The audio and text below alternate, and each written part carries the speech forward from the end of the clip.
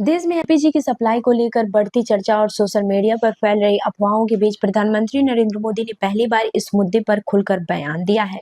दिल्ली में आयोजित NXT summit में अपने संबोधन के दौरान उन्होंने कहा कि एलपीजी को लेकर कुछ लोग अनावश्यक डर और भ्रम फैलाने की कोशिश कर रहे हैं, जबकि इस स्थिति से निपटने के लिए पूरी तरह से तैयार है। बता दें कि प्रधानमंत्री ने कहा कि इस विषय पर राजनीतिक टिप्पणी नहीं करना चाहते हैं, लेकिन ये जरूर कहना चाहेंगे कि किसी भी संकट के समय घबराहट फैलाना देश के हित में नहीं होता। उनके मुताबिक मौजूदा हालात केवल भारत तक ही सीमित नहीं है, बल्कि एक वैश्विक ऊर्जा संकट का हिस्सा है। अंतर्राष्ट्रीय स्तर पर युद्ध और तनाव के कारण ऊर्जा बाजार में अस्थिरता पैदा हुई है, जिसका असर कई देशों पर पड़ रहा है। अपने भाषण में प्रधानमंत्री ने इस स्थिति की तुलना कोविड-19 महामारी से भी की।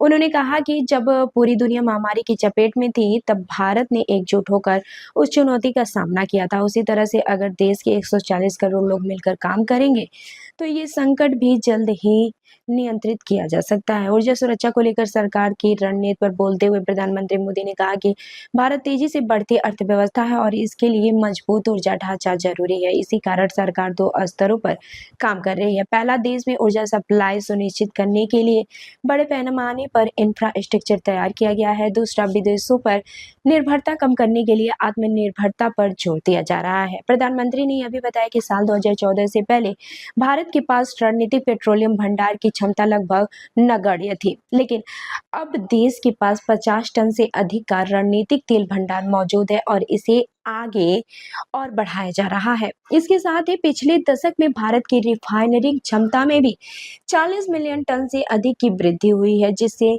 देश दुनिया के बड़े रिफाइनरी हब में शामिल हो गया है। पेट्रोलियम पर निर्भरता कम करने के लिए सरकार का एथेनॉल और बायोफ्यूल को भी बढ़ावा दे रही है। वहीं प्रधानमंत्री के अनुसार साल 2014 से पहले पेट्रोलियम में एथेनॉल ब्लेंडिंग केवल 1 से 1.15% थी, जो अब बढ़कर करीब 20% तक पहुंचने वाली है।